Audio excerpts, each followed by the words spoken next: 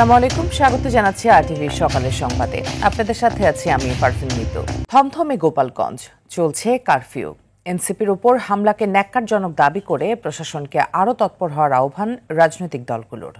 দেশের স্বার্থে ঐক্য ধরে রাখা না গেলে ষড়যন্ত্রকারীরা ঘোলা পানিতে ফায়দা লুটতে পারে এমন শঙ্কা রাজনীতিবিদদের। জাতীয় নির্বাচনের পরিবেশ যেন বিনষ্ট না হয় সে ব্যাপারে সবাইকে সতর্ক থাকার পরামর্শ বিশ্লেষকদের। রিপোর্ট করছেন জাহিদ রহমান।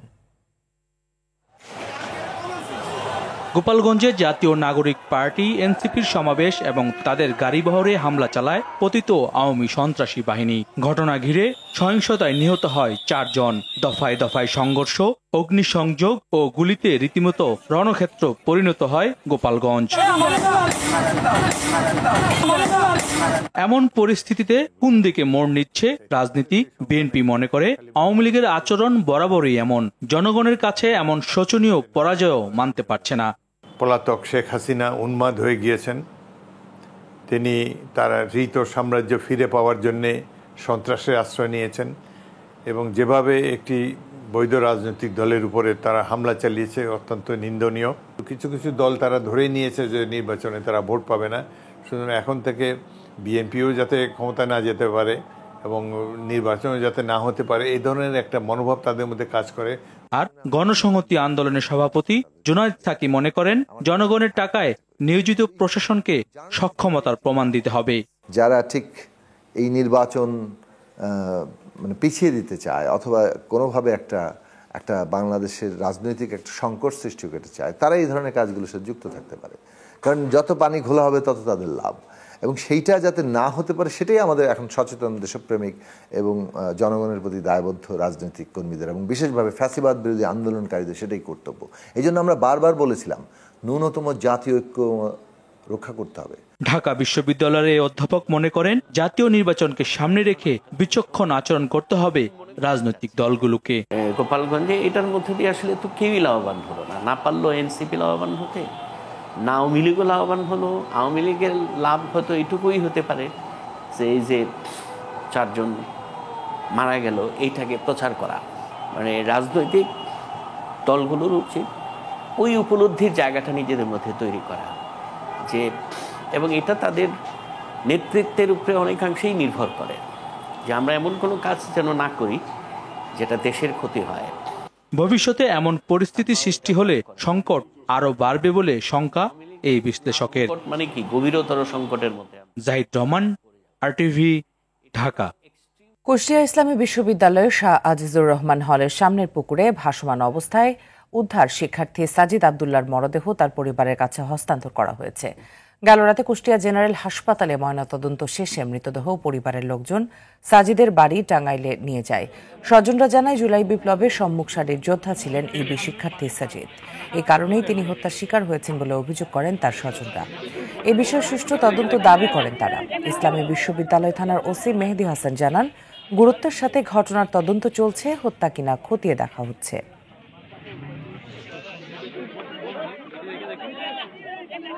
তাকে আসা অবস্থায় তারা মৃতই পেয়েছি। মিনিমাম আধা ঘন্টা থেকে 1 ঘন্টা আগেই সে মারা গিয়েছে। আমরা ধারণা করছি প্রাথমিকভাবে ড্রনিং মানে ডুবেই মারা গিয়েছে, বা আর অন্য কোনো কারণে মারা গিয়েছে কিনা বা কোনো ইনজুরি আছে কিনা, এর জন্য আমরা পোস্টমর্টম পাঠিয়েছি। দর্শক, এই মুহূর্তে কুষ্টিয়া থেকে সরাসরি যুক্ত হচ্ছেন আমাদের সহকর্মী শেখ হাসান বেলাল। বেলাল, সাজিদ আব্দুল্লাহ কিভাবে মারা গেছেন কিছু জানতে পেরেছেন কিনা? মিতু, আপনাকে ধন্যবাদ। আমি এখন আছি কুষ্টিয়া জেনারেল হাসপাতালের মর্গে রয়েছি। আপনি জানেন যে সাজিদ আব্দুল্লাহর মরদেহ কিন্তু এখানে ময়নাতদন্ত হয়ে এখনো এখানেই অবস্থান করছে এবং কিছুক্ষণ পরেই হয়তো তার পরিবারের কাছে মৃতদেহটি হস্তান্তর করা হবে। আপনি যেমনটি বলছিলেন যে আমরা কথা বলেছি এই হাসপাতালের যিনি ডাক্তার সুতপা রায়, তিনি জানিয়েছেন যে আসলে এই সাজিদ আব্দুল্লাহর প্রাথমিক যে সুরতাল রিপোর্ট বা যেটি তাদেরকে মনে হয়েছে, তারা বলছেন যে তার মৃতদেহের যেসব নমুনা পাওয়া গেছে তাতে বলা যায় যে পানিতে ডুবে মারা গেছে। তাছাড়া তার শরীরে কোনো আঘাতের চিহ্ন বা কোনো ক্ষতের চিহ্ন আছে কিনা এটি আসলে ময়নাতদন্ত রিপোর্ট পেলেই কিন্তু বলতে পারবেন, এমনটি জানিয়েছেন। আমি কথা বলেছি ইসলামী বিশ্ববিদ্যালয় থানার ওসি মেহেদী হাসানের সাথে। তিনি জানিয়েছেন যে সবচেয়ে গুরুত্ব দিয়ে এই মৃতদেহর বা এই মৃত্যু নিয়ে তারা অনুসন্ধান চালাচ্ছেন, তদন্ত চালাচ্ছেন এবং আমরা জেনেছি কয়েকজনকে জিজ্ঞাসাবাদ পুলিশ করেছে এবং তারা এটি হত্যা কিনা খতিয়ে দেখছে।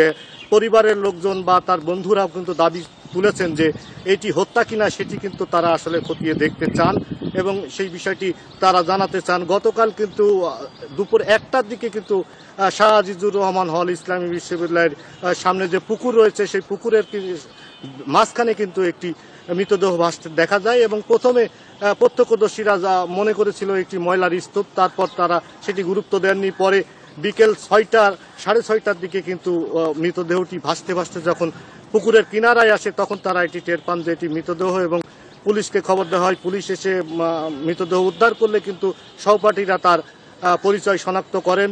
তার বাড়ি টাঙ্গাইল জেলায়, তিনি আল কুরআন বিভাগের তৃতীয় বর্ষের শিক্ষার্থী। তার পরিবারের লোকজনও এসেছে, কিছুক্ষণ বাদেই হয়তো তার মরদেহ এখান থেকেই হস্তান্তর করা হবে।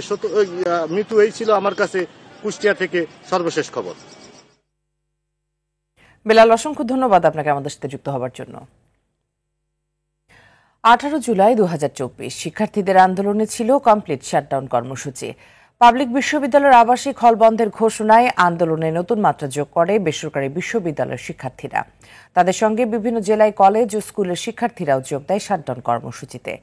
আন্দোলন এগিয়ে নিতে বেসরকারি বিশ্ববিদ্যালয়ের শিক্ষার্থীদের সঙ্গে যুক্ত হয় বিভিন্ন ছাত্র সংগঠন। আন্দোলন দমাতে এদিন 19 আন্দোলনকারীকে হত্যা করে স্বৈরাচার শেখ হাসিনার অনুগত বাহিনী। সেদিনের কিছু কথা তুলে ধরছেন সাকিবুর রহমান।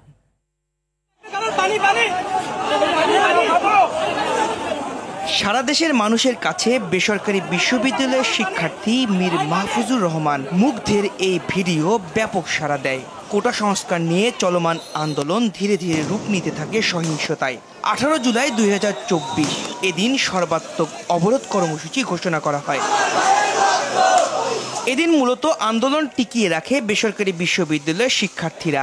রাজধানীর মিরপুর, উত্তরা, বাড্ডা, মগবাজার, মৌচাক, যাত্রাবাড়ি সহ বিভিন্ন এলাকায় আন্দোলন কর্মসূচি সফল করে বিশ্ববিদ্যালয়, কলেজ ও স্কুলের শিক্ষার্থীরা। বছর ঘুরে এমন দিনের স্মৃতির কথা তুলে ধরেন সেদিনের আন্দোলনে থাকা শিক্ষার্থীরা।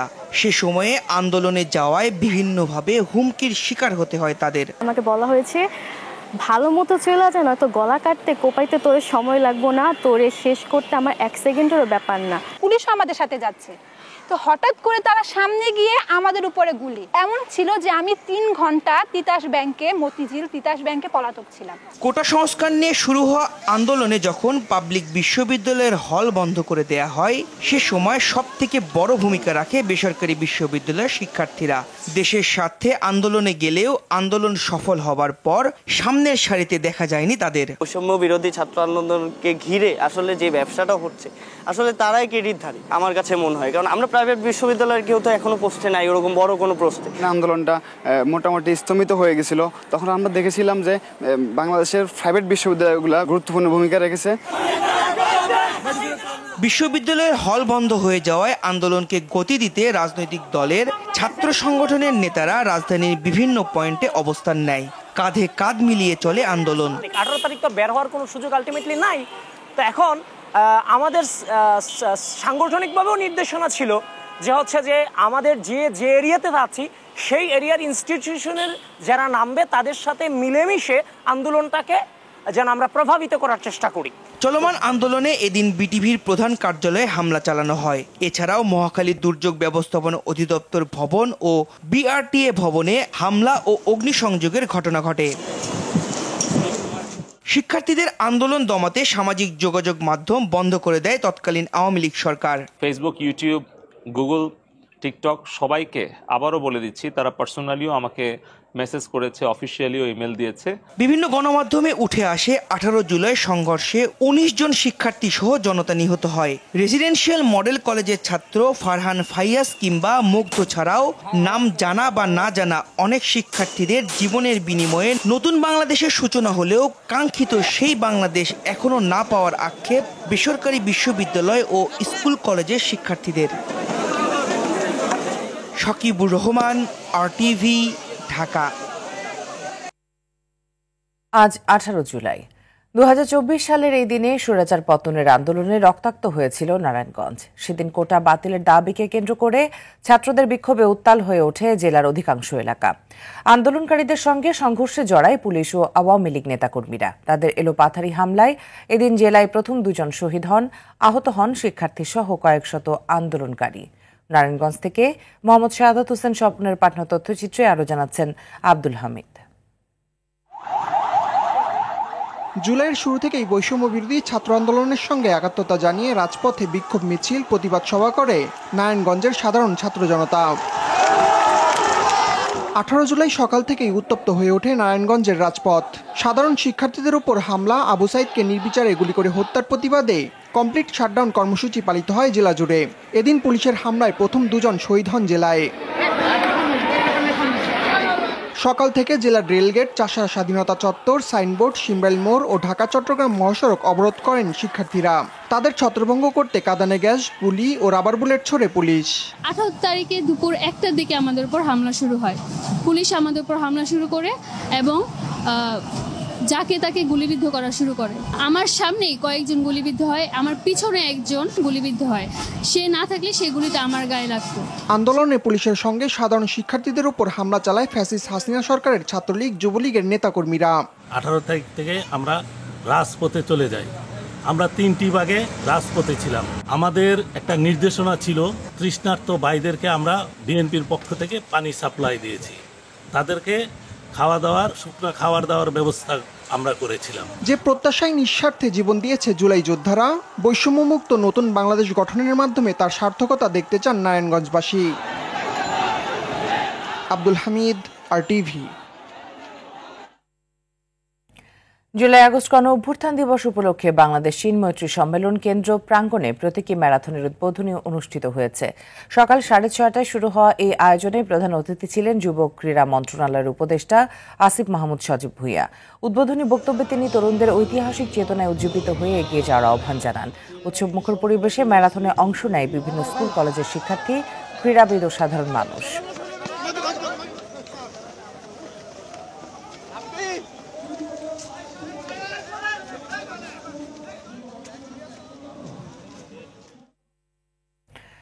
দেশে ডেঙ্গু আক্রান্ত হয়ে হাসপাতালে ভর্তি হয়েছে আরও 375 জন। গতকাল স্বাস্থ্য অধিদপ্তরের হেলথ এমার্জেন্সি অপারেশন সেন্টার ও কন্ট্রোল রুম থেকে পাঠানো ডেঙ্গু বিষয়ক এক সংবাদ বিজ্ঞপ্তিতে তথ্য জানানো হয়। গত 24 ঘন্টায় ডেঙ্গু আক্রান্তে কেউ মারা যায়নি, তবে এ বছরে ডেঙ্গুতে 60 জন মারা গেছে। এ বছরে ডেঙ্গু আক্রান্ত হয়ে হাসপাতালে ভর্তি হয়েছে 16,281 জন। এর মধ্যে 58.7% পুরুষ এবং 41.3% নারী। এছাড়া 24 ঘন্টায় 403 ডেঙ্গু রোগী হাসপাতাল থেকে ছাড়পত্র পেয়েছে। চলতি বছরে 15,008 রোগী হাসপাতাল থেকে ছাড়পত্র পায়।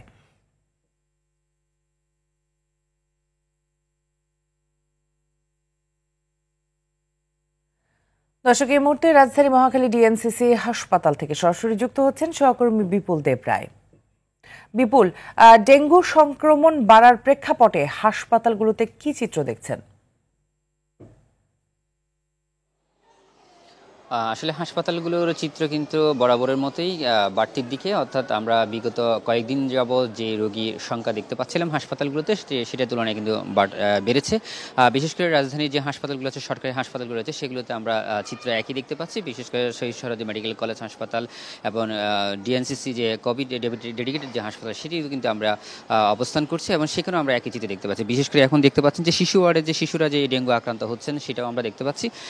অর্থাৎ এখানে যে প্রতিনিয়ত যে রোগীর সংখ্যা বাড়ছে সেটা এই হাসপাতালগুলোতেই সেই চিত্র ফুটে উঠছে। অর্থাৎ ডক্টর এবং চিকিৎসক এবং বিশেষজ্ঞরা যেটা বলছেন যে আসলে যদি জরুরি কোনো প্রয়োজনের ব্যবস্থা গ্রহণ করা না হয়, অর্থাৎ ডেঙ্গু প্রতিরোধে এবং যেখানে পরিষ্কার পরিচ্ছন্নতা করা না হয়, তাহলে এর প্রতিরোধটা কিন্তু খুবই সহজ হবে না। অর্থাৎ প্রত্যেকটা মানুষ তার বাসা বাড়ি পরিষ্কার পরিচ্ছন্ন রাখতে হবে এবং এই ডেঙ্গু সম্পর্কে সচেতন থাকতে হবে, তাহলে কিন্তু এই ডেঙ্গু রোগ থেকে মুক্তি পাওয়া যেতে পারে। সেই ক্ষেত্রে আমরা সেইটা দেখতে পাচ্ছি যে শুধু রাজধানী নয়, রাজধানী ছাড়াও এছাড়াও বাইরের যে জেলাগুলো আছে সেখান থেকেও জেলা শহরগুলোতে অনেক রোগীর সংখ্যা এখানে বৃদ্ধি পেয়েছে।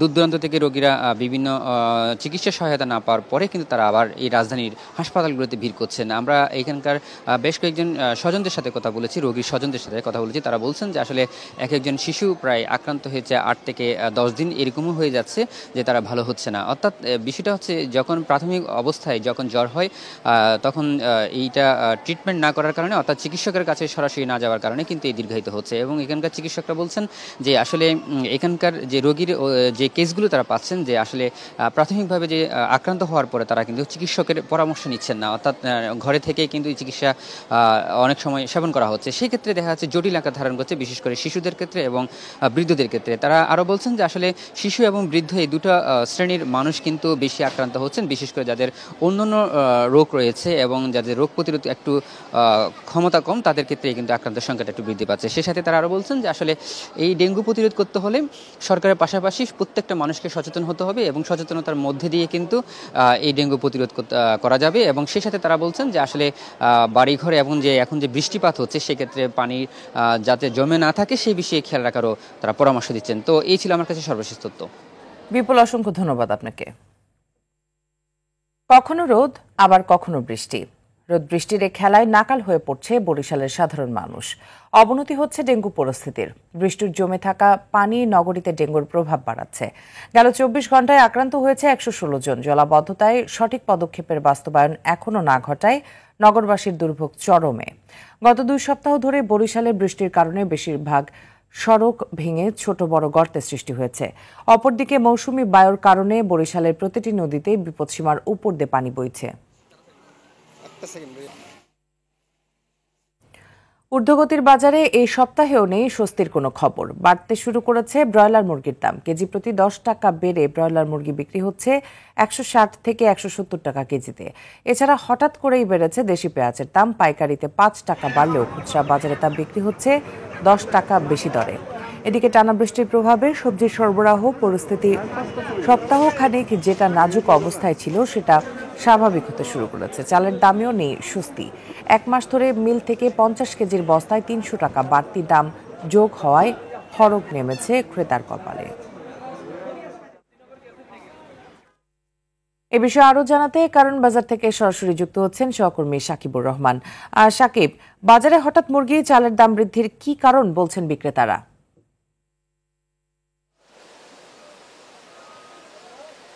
মিতু, আসলে ঊর্ধ্বগতির যে বাজার রয়েছে সেখানে আসলে আজ একটি পণ্যের দাম কমে তো আগামীকাল 2টি পণ্যের দাম বেড়ে যায়, এভাবেই বাজার পরিস্থিতি চলছে।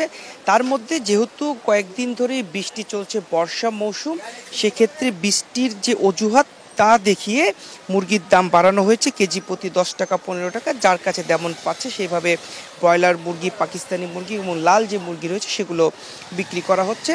বৃষ্টিটা একটু কমে গেলে সরবরাহ আরও বাড়বে এবং সরবরাহ বাড়লে বাজারে সেই পণ্যের দামগুলো কমে যাবে, এমনটি বলছেন বিক্রেতারা। পাশাপাশি চালের দাম বেড়েছে, সেখানে তারা বলছেন যে 1 সপ্তাহ বা মাসখানিক ধরেই কিন্তু চালের যে ঊর্ধ্বগতি, সেই ঊর্ধ্বগতিতে এখন চালের বাজার চলছে। মিলার যারা রয়েছেন সেইখানে দাম বেশি হওয়ার কারণে মূলত যে খুচরা বাজার সেইখানে দাম কমছে না, এমনটি তারা বলছেন। যদি সেই মিলগুলোতে ঠিকমতো তদারকি করা হয় সেক্ষেত্রে দামগুলো কমে আসতে পারে, এমনটি তারা জানিয়েছেন। মাছের বিষয়ে যদি বলি, গত বছরেও কিন্তু ইলিশ মাছ যেগুলো কেজিতে বিক্রি হয়েছিল 1600 থেকে 1400 টাকার মধ্যে, সেগুলো এবছর বিক্রি হয়েছে 2800 টাকা। যদিও এই সপ্তাহে কিছুটা কমেছে, 2300 থেকে 2400 টাকা কেজিতে। 1 কেজির উপরে যে ইলিশগুলো রয়েছে 1200-1300 গ্রামের, সেগুলো বিক্রি হচ্ছে। 1 কেজির নিচের যে ইলিশগুলো রয়েছে সেগুলো বিক্রি হচ্ছে 1800 টাকা এবং যে ইলিশগুলো 700 গ্রামের সেগুলো বিক্রি হচ্ছে 1400 টাকা কেজিতে। সেখানে মাছ বিক্রেতারা বলছেন যে আসলে এই বছর আমদানি কম হয়েছে, অর্থাৎ বাজারে তেমন বেশি ইলিশ আসছে না, যার ফলেই কিন্তু মূলত ইলিশের দামগুলো বৃদ্ধি পেয়েছে, এমনটি তারা বলছেন।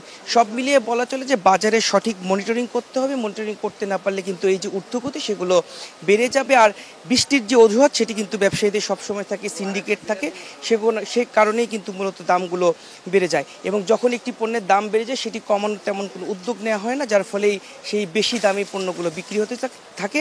এবং ক্রেতাদের চাওয়া প্রতিনিয়ত বাজার মনিটরিং হবে এবং যে পণ্যগুলো বেশি দাম বেড়েছে সেগুলো যেন কমিয়ে আনা হয় সেই দাবি তারা জানিয়েছে। তো এই ছিল আমার কাছে বাজারের সর্বশেষ। মিতু। সাকিব, অসংখ্য ধন্যবাদ আপনাকে। এনসিপির ঘোষিত কর্মসূচির অংশ হিসেবে মুন্সিগঞ্জে পথসভার জন্য মঞ্চ প্রস্তুত করা হয়েছে। উপলক্ষে গেল রাতে দলের কেন্দ্রীয় নেতৃবৃন্দ জেলার একটি রিসোর্টে এসে পৌঁছেছেন। পথসভার কর্মসূচি অনুযায়ী সকাল 11টায় এনসিপির নেতাকর্মীরা মুন্সিগঞ্জ শহরের কেন্দ্রীয় শহীদ মিনার চত্বর থেকে একটি পথযাত্রা শুরু করবেন।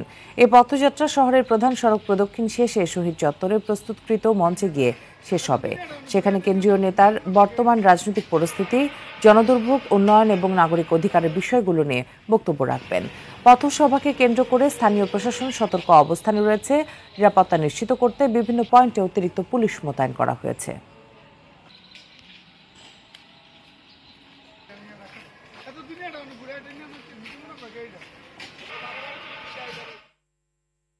এবার নিচ্ছি হাইসেন সংবাদ বিরতি। ফিরে এসে আরো থাকছে।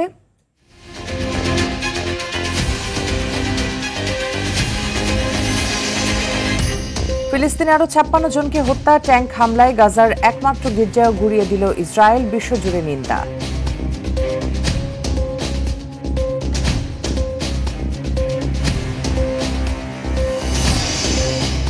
এবং সাফ অনূর্ধ্ব 20 নারী চ্যাম্পিয়নশিপের পঞ্চম রাউন্ডে কাল মাঠে নামবে বাংলাদেশ। পিটার বাটলারের শিশুদের প্রতিপক্ষ শ্রীলঙ্কা।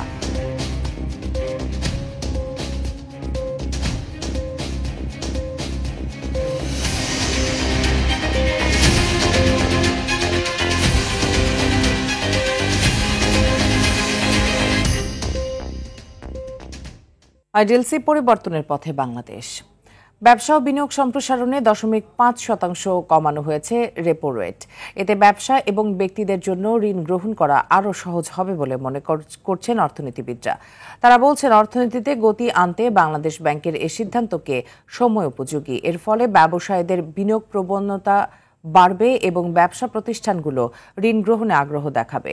রেপো রেট কমার ফলে বাংলাদেশ ব্যাংক থেকে কম সুদে ঋণ নিতে পারবে বাণিজ্যিক ব্যাংকগুলো। এতে গ্রাহকরাও কম সুদে ঋণ নিয়ে ব্যবসায় বিনিয়োগ করতে পারবে। রেপো রেট বর্তমানে 8.50% থেকে কমিয়ে 8% নামিয়ে আনা হয়েছে।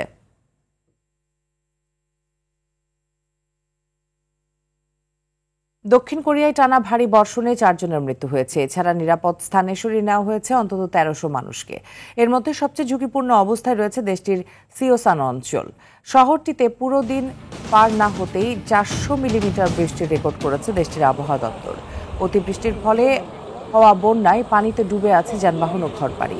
পাহাড়ি ঢলে ভূমিধস ও আকস্মিক বন্যার সতর্কতা জারি করেছে কর্তৃপক্ষ। তবে আগামী সপ্তাহে আবারও তাপমাত্রা বাড়ার পূর্বাভাস দিয়েছে আবহাওয়া বিভাগ। সেই সঙ্গে তীব্র তাপপ্রবাহের আশঙ্কাও জানায় সংস্থাটি।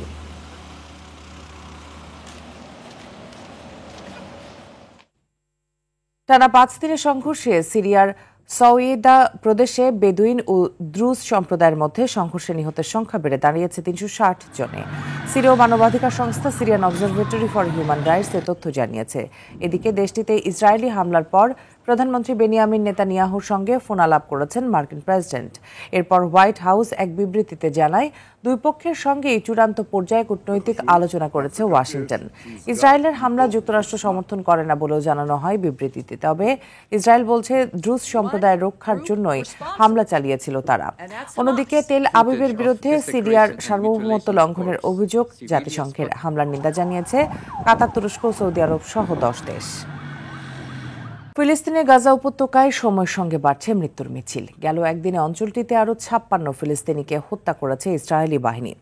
এর মধ্যে ট্যাঙ্ক হামলা চালিয়ে গাজার একমাত্র গির্জা উড়িয়ে দিয়েছে তারা। এতে 3 জন নিহত, 10 জন আহত হয়েছে। ঘটনায় ইসরায়েলের বিরুদ্ধে নিন্দার ঝড় উঠেছে। এরপরই যুক্তরাষ্ট্রের চাপের মুখে হামলাটি ভুলবশত হয়েছে বলে স্বীকার করেন দেশটির প্রধানমন্ত্রী বেনিয়ামিন নেতানিয়াহু। মার্কিন প্রেসিডেন্ট ডোনাল্ড ট্রাম্পের সঙ্গে ফোন আলাপ শেষে কথা জানান তিনি। ইসরায়েলি হামলায় অঞ্চলটিতে এ পর্যন্ত প্রায় 59,000 ফিলিস্তিনের মৃত্যু হয়েছে। সাফ অনূর্ধ্ব 20 নারী চ্যাম্পিয়নশিপে আজ বিরতি। পঞ্চম রাউন্ডের ম্যাচে কাল মাঠে নামবে বাংলাদেশ। পিটার বাটলারের শিশুদের প্রতিপক্ষ শ্রীলঙ্কা। বসুন্ধরা কিংস অ্যারেনায় অনুশীলন মাঠে ম্যাচ শুরু সন্ধ্যা 7টায়। এদিকে 5 ম্যাচ খেলা বাংলাদেশ পূর্ণ 12 পয়েন্ট নিয়ে আছে টেবিলের শীর্ষে। এই ম্যাচ জিতলে শিরোপা জয়ের দৌড়ে অনেকটা এগিয়ে যাবে বাংলাদেশ। এদিকে দিনের প্রথম ম্যাচে মুখোমুখি হবে ভুটান ও নেপাল। নেপাল সে ম্যাচে হেরে গেলে আর বাংলাদেশ শ্রীলঙ্কার বিপক্ষে জিতে গেলে কালই শিরোপা উৎসব করবে পিটার বাটলারের দল। তবে নেপাল জয় পেলে আর বাংলাদেশ হেরে গেলে শিরোপা উল্লাসের জন্য দুদলকেই অপেক্ষা করতে হবে শেষ ম্যাচ পর্যন্ত। তাই তো বাংলাদেশ নেপাল দুদলের জন্যই তাদের পরবর্তী ম্যাচটি বেশ গুরুত্বপূর্ণ। পাকিস্তানের বিপক্ষে ঘরের মাঠে আসন্ন টি-20 সিরিজকে সামনে রেখে আজ থেকে অনুশীলন শুরু করবে বাংলাদেশ জাতীয় ক্রিকেট দল। দুপুর থেকে টানা 3 ঘন্টার অনুশীলন চলবে মিরপুর শেরে বাংলা জাতীয় ক্রিকেট স্টেডিয়ামে। এর আগে এই সিরিজকে সামনে রেখে 16 সদস্যের দল ঘোষণা করে বাংলাদেশ ক্রিকেট বোর্ড। শ্রীলঙ্কার বিপক্ষে সদ্য সমাপ্ত টি-20 সিরিজের জয়ী স্কোয়াড অপরিবর্তিত রেখেই স্কোয়াড দিয়েছে বিসিবি। আগামী 20 জুলাই থেকে শুরু হবে 3 ম্যাচের টি-20 সিরিজ। মিরপুরের শেরে বাংলা জাতীয় ক্রিকেট স্টেডিয়ামে হবে সবগুলো খেলা। সিরিজের বাকি 2টি ম্যাচ অনুষ্ঠিত হবে 22 ও 24 July. ICC future tour programme বা এফটিপির বাইরে আয়োজিত হতে যাওয়া এই সিরিজ উভয় দলের জন্যই বেশ গুরুত্বপূর্ণ।